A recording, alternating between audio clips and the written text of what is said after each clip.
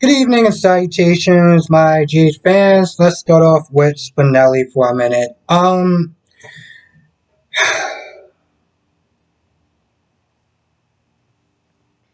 don't really know what to say about the storyline. It's really difficult to judge some of these people's storylines sometimes because we're not getting enough of it. Even the stuff with Marshall,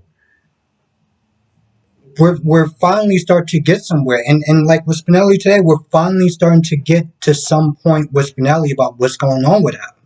Um, Problem is you have a very bloated cast and they like to do these rotations, so it's like we get a little bit more today. We may not get more until, I don't know, like another 3 weeks, give or take. So I guess it's like little breadcrumbs. Um, so Sam and Carly is there talking about Esme, and they see Spinelli and they start grilling him about, first of all, his appearance, which is like, I don't really understand that. Like, there's a point where Spinelli leaves, and Sam is like, "Oh well, that doesn't seem like it's really him. It seems really flashy." And it's like, you do realize that people do change, right?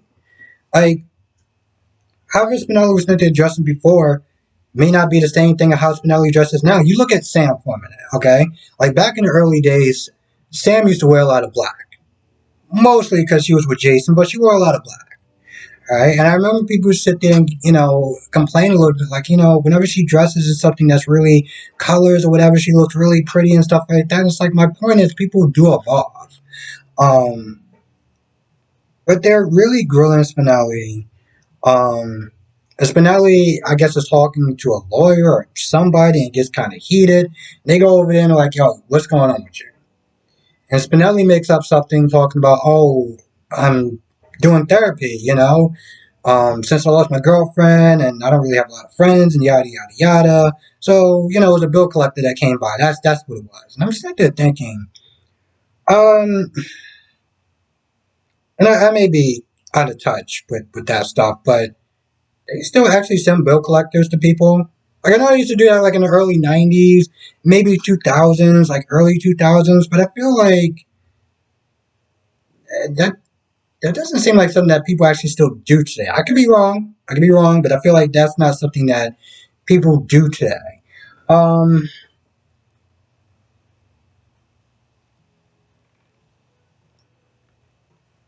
so after that, you kind of just books it again. And, Sam and Carly looking at that like, yeah, I don't really buy it. At first they say, I don't buy it. But then they're like, one of them is like, well, given everything that happened, that he lost his girlfriend and, Jason and everything like that, it's possible that, he really is going to therapy. And I'm just like, you just said that you didn't buy his story. And then you sat down and you said it seemed like it was plausible. Now, at some point of this episode, you got Britt sitting there talking to Cody. And I'm going to be completely honest, this conversation about, at first, Britt wanted to sue Cody.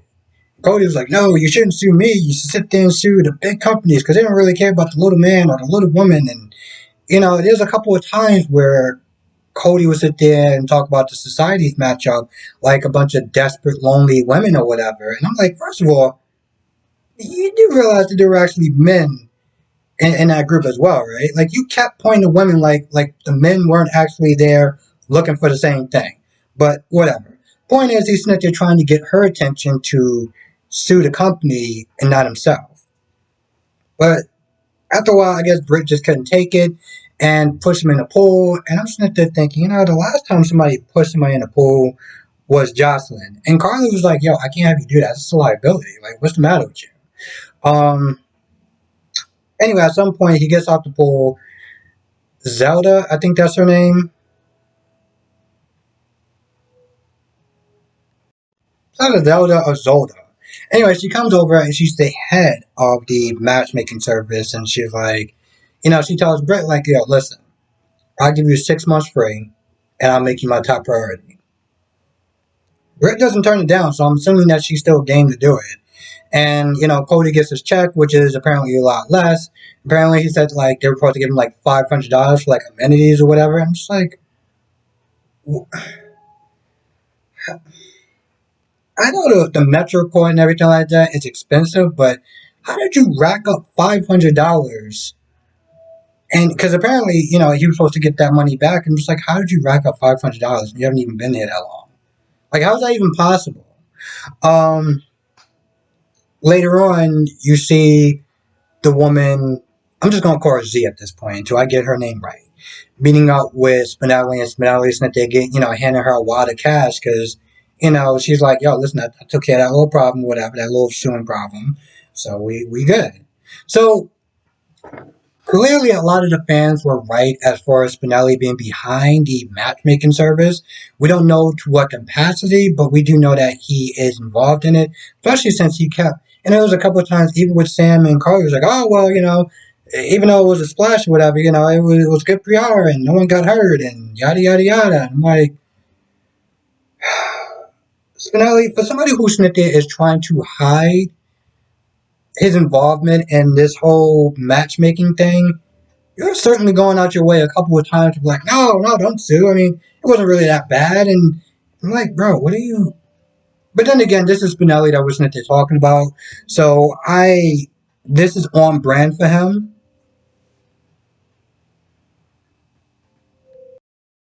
So I will sit there and say on that note, I did enjoy this part of the show. Um, because they did move Spinelli's storyline a little bit more. We now know that he's involved in the matchmaking service. We don't know to what capacity, but we know that he's involved. So that's good. Now let's talk about the whole Brando, Sasha, and Gladys scene.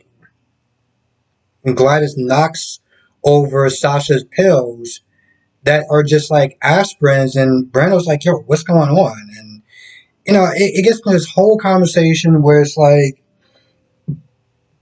between Sasha and Gladys, they like dig themselves in a deeper hole as far as trying to keep the truth from Brando. And Brando's asking a lot of questions like, why would you knock the pills over out of her hands? Like, is she using again? Like, what's going on? Like, why did you overreact like that for it? Long story short, Sasha lied. Okay. Sasha lied. I know that I remember that she did use. I mean, the problem, again, the problem with me even trying to remember, she did use last time. Is that it happened like probably like 4 weeks ago.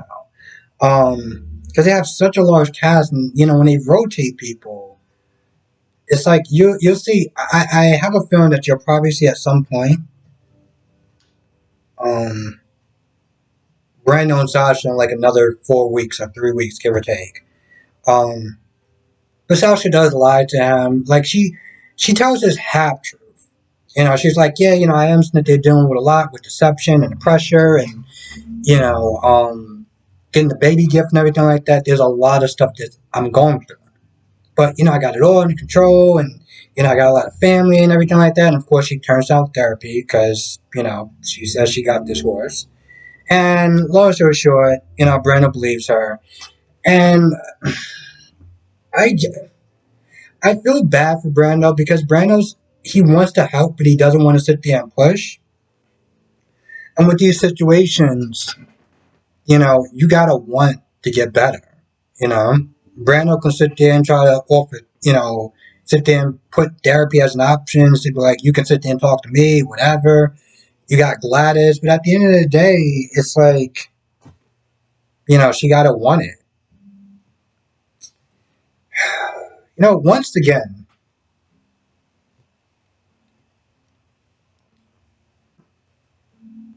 I do gotta sit there and side with Gladys. Even in the beginning, when Gladys was like, she didn't like Sasha for a couple of reasons. The using and everything like that, and I don't remember what else, but I do remember like the using part was kind of an issue with her as far as like the fact that Brando, was once an addict herself, and how she just felt like Sasha just was not good for him.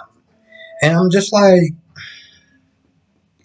every time I see scenes like this where Sasha's just sitting there lying to this guy, I'm just like, it's just one more reason why I'm like, yeah, she was she she was kind of right about that.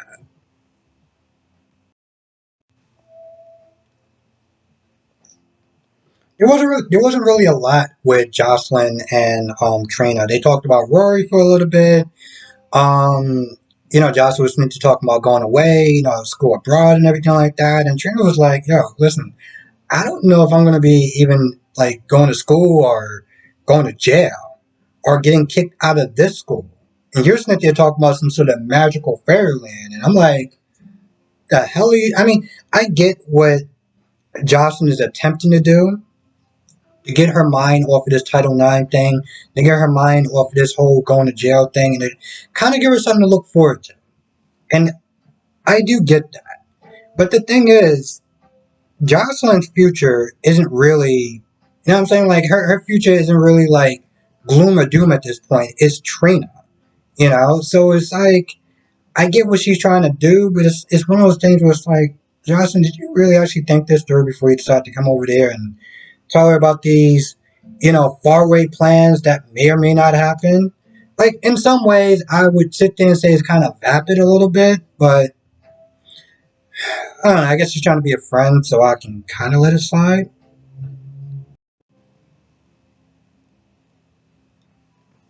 Now, they do sit there and talk about Cam for a little bit, and, Johnson's like, I really feel that we should break out Spencer and Esme because there's going to be no shields. Like without without Spencer, without the Castellan, she's not going to really have anything, and she's going to be forced to like just go back to wherever she came from. Um, and then they could sit there and try to nail her or whatever. And at first, Trina's like, no, I don't really think that's a good idea. Like, she doesn't want to do it. But then the more she talks about it, she seems like it's a good idea, but she's still against it though. And she doesn't really have a reason why she doesn't want to break those two up. She's just like, she doesn't want to do it. They don't really talk about it too much because they both get a text from their phone about the Title IX report, which, again, I'm going to be completely honest. Uh, After she's vindicated, I would sue that school for so much money.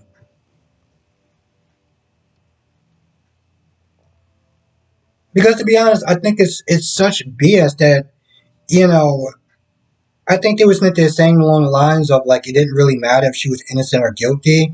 They were going to sit there and do their own investigation. So that basically meant they're saying that no matter the results, if she's found innocent or guilty, they can still kick her out. And for what? Like if she's innocent, I have so much issues with that. But okay. Now Nicholas is feeling hella guilty.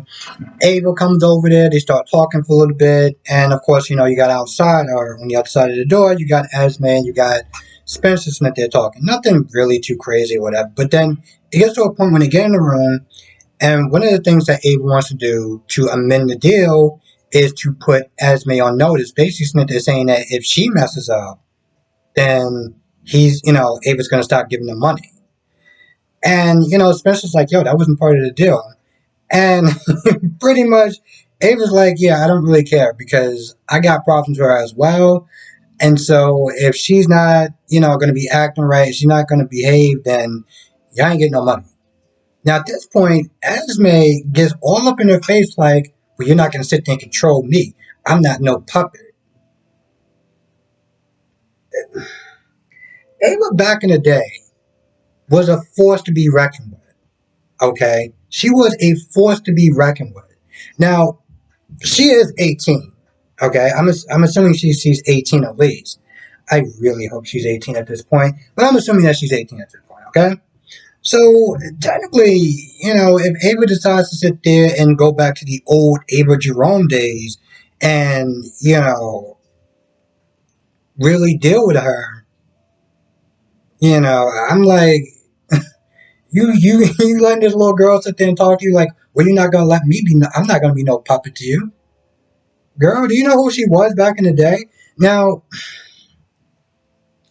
I think this is one of the things that DC Sanctuary was not there saying, like as far as Ava not being who she was back in the day.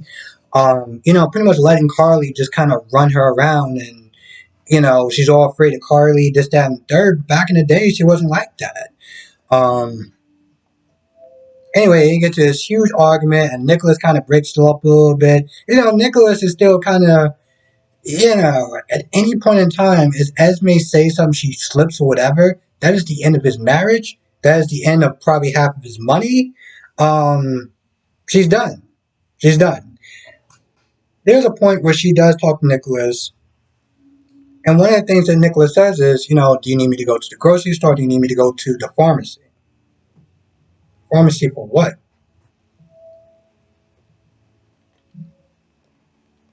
Bro, it's been hours, maybe even like a whole couple of days afterwards. I'm pretty sure whatever you were going to get from the pharmacy, is not going to work.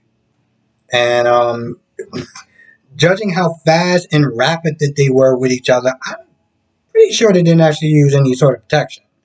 Um, Now, of course, Esme's all like, "Oh, listen, if you decide to tell the truth, I'll sit there and back you and support you, whatever." And Nick was like, "Hey, this is this is a one-time thing. It happened once. We were in a bad spot, but we're good now, and we don't really need to sit there and bring it up again. As a matter of fact, we don't even need to sit there and talk about this. This is like the last time we're gonna sit there and talk about this at this point." He walks away, and you can sit there and see the smile on her face. And I'm just like, man, I can't wait till she drops that bombshell of her being pregnant. Oof. That's gonna be that's gonna be magical. That's gonna be great. That is gonna be great. And you know what? I do not feel bad for either one of those two idiots. I really don't. Um, and of course, Spencer's gonna be like, "Hey, listen, we didn't really, do it in a while, so I don't who else you messing with?" But of course, it's gonna be like, who's gonna be the I hate saying this word. Who's gonna be the baby daddy? Ugh, I really hate that word. But I feel like they're gonna sit there and do that.